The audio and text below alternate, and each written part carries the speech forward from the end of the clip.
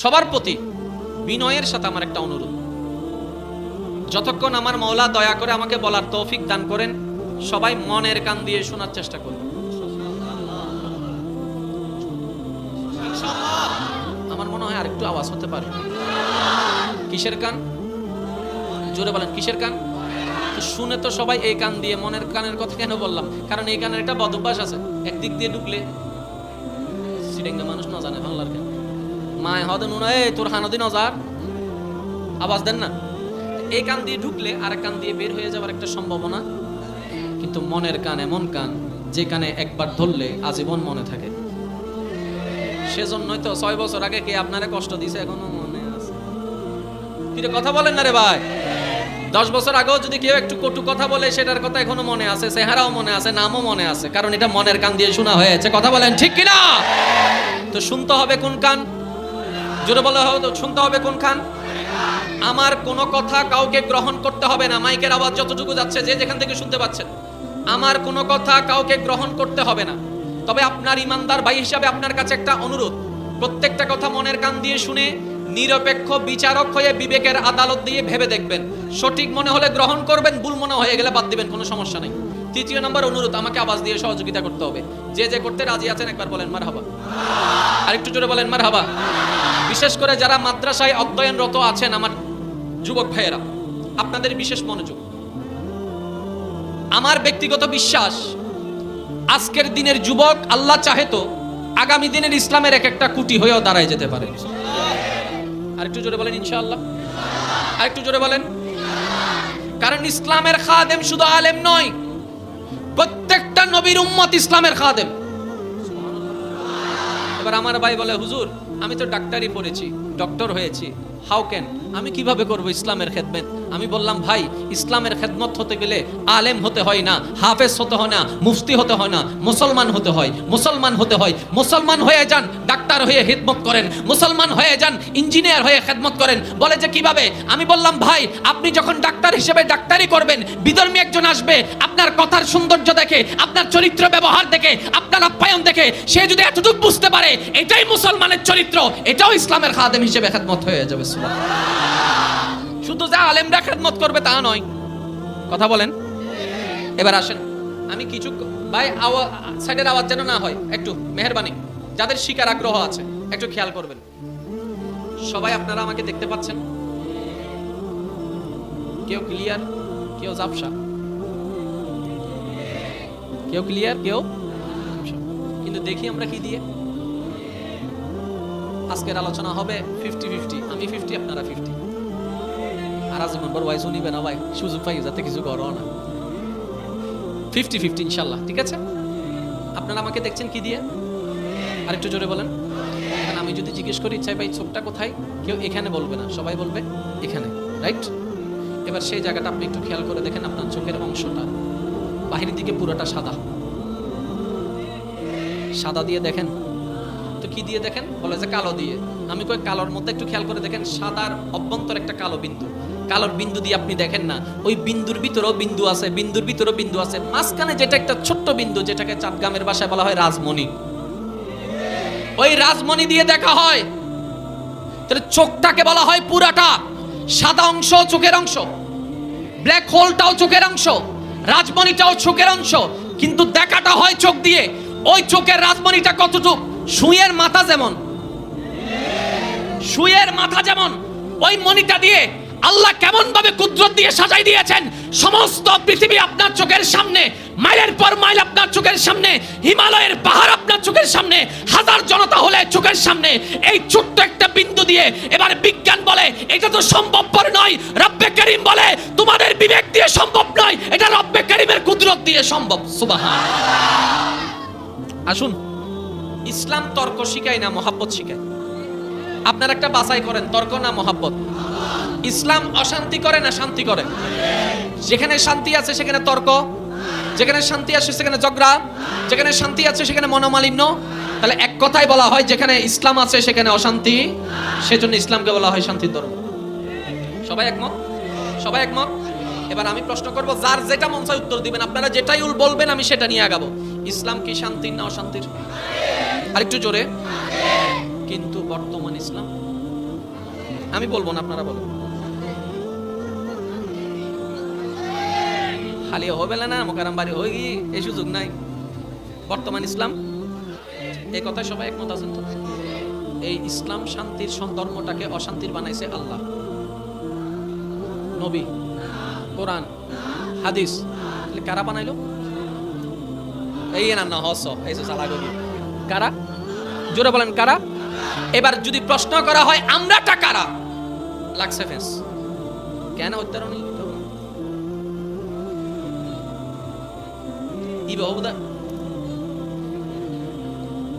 আমরা সেটা নিশ্চিত, কিন্তু কে সেটা তো জানি না। তাহলে ইসলামের বড় শত্রু কে? যার কারণে ইসলাম অশান্তির হয়।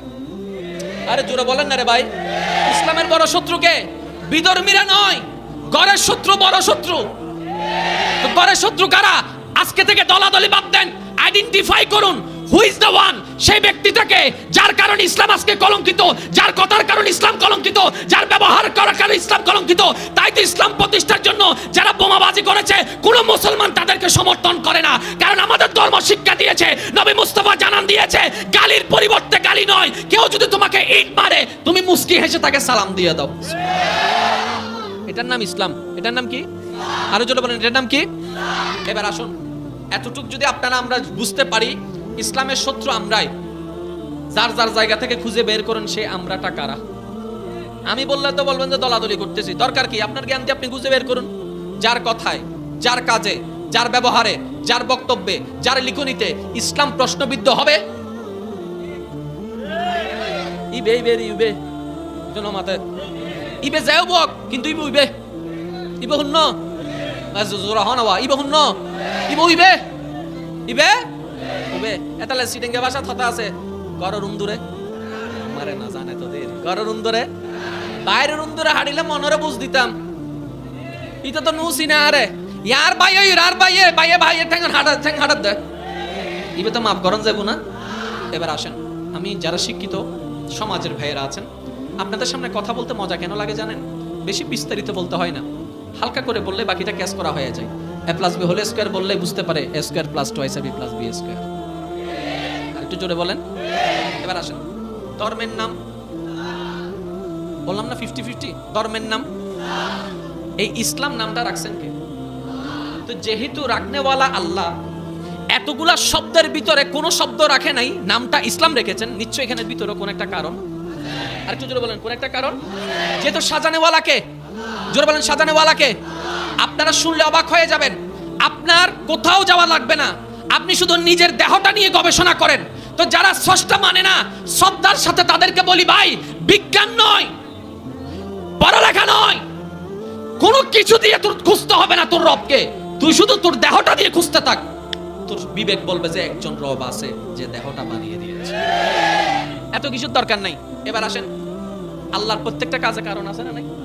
যারা স্টেজ ওলামায়ে কেরাম আছে, আমার মুরব্বীরা আছে, ওনাদের দোয়াকে আমি আমার মাথার উপর ছাদ বানিয়েছি, আপনাদের সাপোর্টটাকে আমি সহযোগ করে আমি আগানোর চেষ্টা করছি। একটু খেয়াল করবেন, ধর্মের নাম, আরেকটু জোরে, ধর্মের নাম ইসলাম লিখতে 5 হরফ, আলিফ সিন লাম আলিফ মিম, 5টি হরফ এক জায়গায় হয়ে গেল, একটি শব্দ গঠন হলো, সেই গঠন হওয়া শব্দের নাম ইসলাম।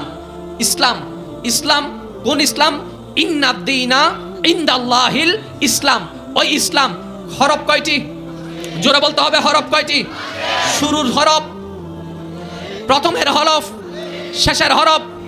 আল্লাহ পাক রব্বুল আলামিন ইসলাম ধর্মের নামটাকে এমন শব্দের গঠন দ্বারা সজ্জিত করেছেন, শুরুতে রেখেছেন আলিফ, শেষে রেখেছেন মিম। মাওলা যেহেতু তুমি রেখেছো, নিশ্চয় কোনো না কোনো কারণ তো আছে, কোনো না কোনো রহস্য তো আছে। সুবহানাল্লাহ, জোরে বলেন না, কোনো না কোনো কারণ তো আছে। কারণ আমরা জানি আমাদের রব তিনি এমন একজন যার কথায় কাজের প্রমাণ আছে, এমন রহস্য, নিশ্চয়ই কোনো গঠন আছে, নিশ্চয়ই কোনো কারণ আছে, নিশ্চয়ই কোনো রহস্য আছে। এবার আল্লাহ পাক দেখে, আল্লাহ পাক বলে তাদবির, গবেষণা করো, চিন্তা করো, তাফাক্কির, তোমরা ভাবতে থাকো। এবার ভাবতে লাগলো জ্ঞানী গুণীরা, এবার ভাবতে ভাবতে পেলো আলিফ দিয়ে শুরু, মিম দিয়ে শেষ। বড় চমৎকার বিষয়, এই ইসলাম ধর্মকে পৃথিবীর বুকে বাস্তবায়ন করার জন্য আল্লাহ যুগে যুগে নবী রাসূল পাঠিয়েছেন। উলামায়ে কেরামের জবান থেকে আমাদের শোনা সেই নবী রাসূলের পন্থে যিনি সর্বপ্রথম এসেছেন, ওনার নাম আদম, শুরু হয়েছে আলিফ দিয়ে। সুবহানাল্লাহ বলেন না। ইসলাম বাস্তবায়নের জন্য নবী রাসূল পাঠালেন। নবী রাসূলের মধ্যে প্রথম এসেছেন আদম, আদম শুরু হয় আলিফ দিয়ে, সর্বশেষ হচ্ছে নবী মুহাম্মদ, শুরু হয় মিম দিয়ে। আলিফ দিয়ে শুরু, মিম দিয়ে শেষ। ধর্মের নাম ইসলাম, আলিফ দিয়ে আদম, মিম দিয়ে সরকার। আরেকটু জোরে, এখানে একটা কথা জেনে রাখবেন, আমি শ্রদ্ধার সাথে বলি, কেউ মনে কষ্ট নেবেন না। সনাতন ধর্ম বলে যে শব্দটাকে বোঝানো হয় যে অনেক পুরাতন, এই কথা আমি একটু ছোট্ট জ্ঞানে মানুষ একটা কথা বলি। ধর্ম কি গরুর জন্য না ছাগলের জন্য?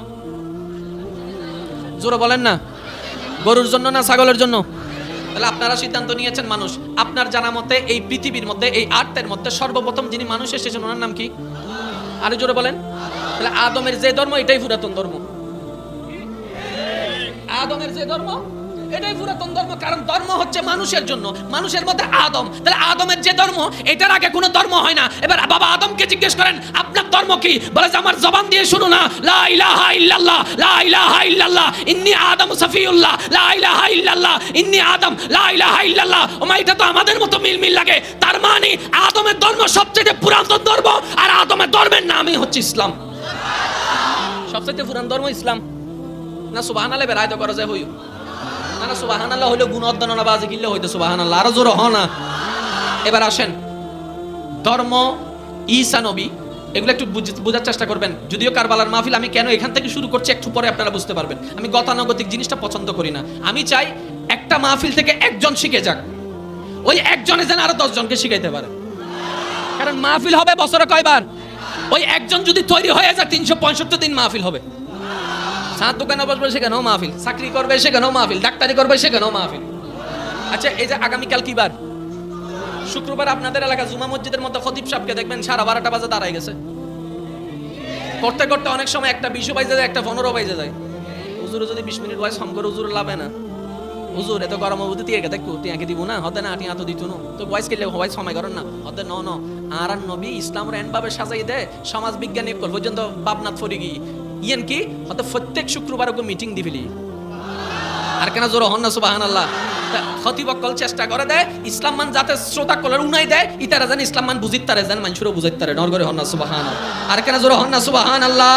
এবার একটু খেয়াল করবেন, মনোযোগ মনোযোগ মনোযোগ। পৃথিবীর বুকে আমরা মনে করি ঈসা নবীর ধর্ম আলাদা, মুসা নবীর ধর্ম আলাদা। না ভাই, ধর্ম একটাই। আদমের যে ধর্ম আমার নবীরও সেই ধর্ম। আদমের যে ধর্ম আমাদের নবীরও সেই ধর্ম। মুসারও যে ধর্ম আমাদের নবীরও সেই ধর্ম। মুসার যারা সত্যিকার অনুসারী ওনারাও মুসলমান, ঈসা নবীর যারা সত্যিকার অনুসারী ওনারাও মুসলমান, আমার নবীর যারা সত্যিকার অনুসারী ওনারাও মুসলমান। তো ধর্ম কয়টা? আমরা মনে করি ঈসা নবী ধর্ম আলাদা, মুসা নবী ধর্ম আলাদা। না, এখানে প্যাঁচটা হচ্ছে এই জায়গায়, আল্লাহ দিয়েছেন ইসলাম, ঈসা নবী উম্মতকে পৌঁছে দিয়েছেন ইসলাম। ঈসা নবী যাওয়ার পরে তারা নিজেদের মন মতো যেটা সাজাইছে ওটার নাম খ্রিস্টান। আবার বলছে, আবার খেয়াল করবেন, আল্লাহ দিয়েছেন ঈসা নবীকে ইসলাম, ঈসা নবী উম্মতকে দিয়েছেন ইসলাম। ঈসা নবী যাওয়ার পরে ওরা যার মতো তার মতো সাজাইয়া যেটা বানাইছে ওটার নাম খ্রিস্টান। ওটার নাম কি? মূলত ধর্ম কয়টা এটা বুঝবেন কিভাবে? আচ্ছা আচ্ছা, না না ঠিক আছে, মুরব্বী মানুষ, কষ্ট হচ্ছে আপনাদের, এদিকের গুলো মনে বিরক্ত হয়ে যাচ্ছে। একটু আল্লাহর ওয়াস্তে, কারণ আপনারাই আমাদের ভবিষ্যৎ, সেজন্য বারবার পরিশ্রম করে যাচ্ছে। আমি অসুস্থ শরীর নিয়ে এসেছি। ধর্ম কয়টা বুঝবেন কিভাবে? ওই শেষ আয়াতটা খেয়াল করেন, আল-ইয়াউমা আকমালতু লাকুম। মাদ্রাসার ছাত্র ভাইয়েরা একটু খেয়াল করবেন, আল-ইয়াউম আকমালতু লাকুম, আমি আল্লাহ আজকের দিনে তোমাদের জন্য তোমাদের ধর্মকে পরিপূর্ণ ঘোষণা করলাম। শব্দটা খেয়াল করবেন, পরিপূর্ণ। তো পরিপূর্ণ কখন হয়? শুরু যখন আগে থেকে হয়। তার মানে আল্লাহ পাক বলে আদম থেকে শুরু হওয়া ধর্মটাকে ও নবী মুস্তাফা রাহমাতুল লিল আলামিন আপনার গ্রামে এসে আমি আল্লাহ পরিপূর্ণ ঘোষণা করি। এটা কমপ্লিট। এটা কি হয়েছে? জোরে বলেন, এটা কি হয়েছে? কমপ্লিট। এবার কোন একটা ঘর যদি কমপ্লিট হয়, থাকার মতো যদি কেউ না থাকে, শেষ হন আবাজে, শেষ পর্যন্ত হাওয়া বাবা দিব, ঠিক না বেটি?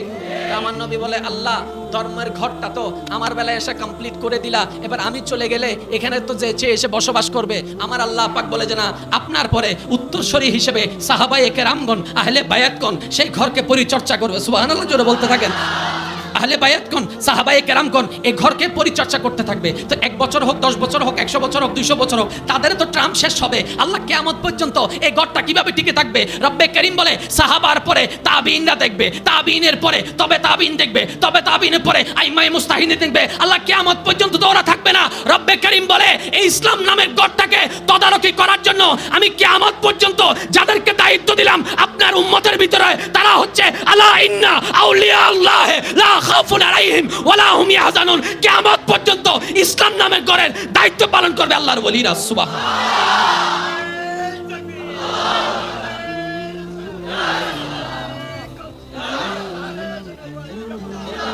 এবার একটু খেয়াল করবেন, শিক্ষিত সমাজ, আমি আপনাদের থেকে একটু উত্তর চাইবো। কোনো সমস্যা? বুঝতে কোনো কষ্ট হচ্ছে? ঘর আছে, যত্ন নেওয়ার কেউ নাই, ঘর শেষ। ঘর, খাবার আছে, খাবার মতো কেউ নাই, খাবার। এবার যতগুলা ধর্ম আছে, আমি শ্রদ্ধা রেখে বলছি, যতগুলা ধর্ম আছে সবগুলার মধ্যে বেজাল ঢুকছে।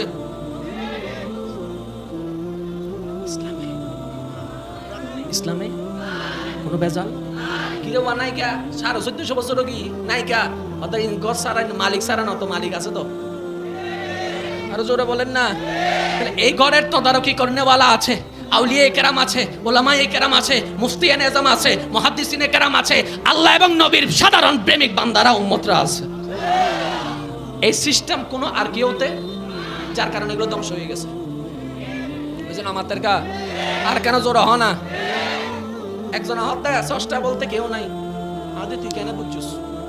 আদে নদী হিতে তাল্লা হইতে রে, নদী হিতে কি নাই? জোর হন না। দেহিলে ষষ্ঠা আছে, ন দেহিলে নাহাতি বদ্দা তুই দেহস দেখি দি অত চোখ দি চকিবে তোর দূরে না হাসে, অত বেড়ে হাসে না। আজ জীবনে তোর চোখ তুই দেখছিস না? তুই দূরের দিন বাদ দেছ না, তুই তোর চোখ দেখছিস না, এন হস না। দেই আনতে না দেহি চোখ দেখি না ভাই, সব সময় দেখলে মানতে হয় এমন কোনো কথা নাই। একটা কথা শুনবেন, প্রেম কখনো প্রমাণ দিয়ে হয় না। যারা বিবাহিত আছেন একটু খেয়াল করেন, এনে তো আই লাভ ইউ উড়ে ফেলে দিলে ইন্ডিয়া আবার ইল্লে করে হাদিন কি করছে যায় হাতে ফামান দিদি তো বাদ্দা ফামান দি ভালোবাসা হয় না নাকি? ভালোবাসা হয়ে যায়? ভালোবাসা কি প্রমাণ দিয়ে হয় নাকি হয়ে যায়? আর একটু জোরে বলেন না। কোনো কারণ লাগে, কোনো দিন লাগে, কোনো সময় লাগে, কোনো বিশেষ কারণ লাগে, কোনো উপযুক্ত কারণ লাগে, এটা হয়ে যায়। কখন হয়, যার হয় সে নিজেও জানে না। যখন এখানে তরফ তরফ করে তখন বুঝতে পারে কুছ হুয়া হে। जोर से कहो ना यार, कुछ हुआ है। ऐसा क्यों लग रहा है मुझको? कुछ हुआ है, कुछ तो हुआ है। कब हुआ पता नहीं, कब हुआ मालूम नहीं। ये तो मोहब्बत का सिलसिला है जिसमें कोई मास नहीं, जिसमें कोई दिन नहीं, जिसमें कोई दिन नहीं, जिसमें कोई रात नहीं, जिसमें कुछ भी नहीं। वो तो मोहब्बत होता है। मोहब्बत कब होता है पता नहीं। জোরে বলেন না। তো যারা ইং গরিয়ের মোহাব্বতের ফমান দাও, তুমি গাধা। তুমি এক গাধা, যারে ফমান দিতে লাগবি তো আর এক গাধা। হতে তুমি আমাকে ভালোবাসো, হতে ভালোবাসি তো আমাকে ভালোবাসলে কি করতে পারো? ইতো একবার টুক করে হয়ে গেলে দে আমি তোমার জন্য জানটা দিয়ে দিতে পারি। হই না, না হয় এবার ইটা হতে ওই আর বিপরীত দল আছে, হতে ঠিক আছে তুমি যদি আমাকে সত্যি ভালোবাসো তাহলে 10 তলা থেকে চাপ দাও তো। এবার দিল লস, ন দিল লস, তুই না মাথা কা দিল লস, দিলে মাতো না, দিলে আর ন দিলে বাটফার। এত হন্দার হাত দেয়, তুই যদি আরো ভালোবাসস প্রমাণ কত? প্রমাণ দিয়ে ভালোবাসা হয় না। সিদ্দিক আকবর, সুবহানাল্লাহ বলতে হবে যে ঠিক বললে সব নাই, সুবহানাল্লাহ বললে জান্নাতে একটা গাছ রোপণ হবে আপনার নামে। সিদ্দিক আকবর মেরাজ করে নবী রাহমাতুল্লিল আলামিন এসেছেন, প্রমাণ খুঁজনেওয়ালা প্রমাণ খুঁজে। সিদ্দিক আকবর বলে আমার নবী মুস্তাফা যদি বলে থাকে আমি কাল রাতে মেরাজ গিয়েছি, যদি নবী বলে থাকে বিনা দলিলে আমি সিদ্দিক মেনে নিয়েছি। প্রেমে কখনো দলিল খুঁজে না, আর দলিল যেখানে আছে সেখানে প্রেম থাকে না। বুঝিলে বুঝপাতা নইলে তার স্বাতা, বুঝিলে অগুবাজে আর কিছু হইতেন নাই। প্রেম কখনো দলিল খুঁজে না। মাকে ভালোবাসেন, জোরে বলেন না। মাকে ভালোবাসেন, এই পর্যন্ত মাকে ভালোবাসেন, প্রমাণ দেওয়ার জন্য কি করছেন?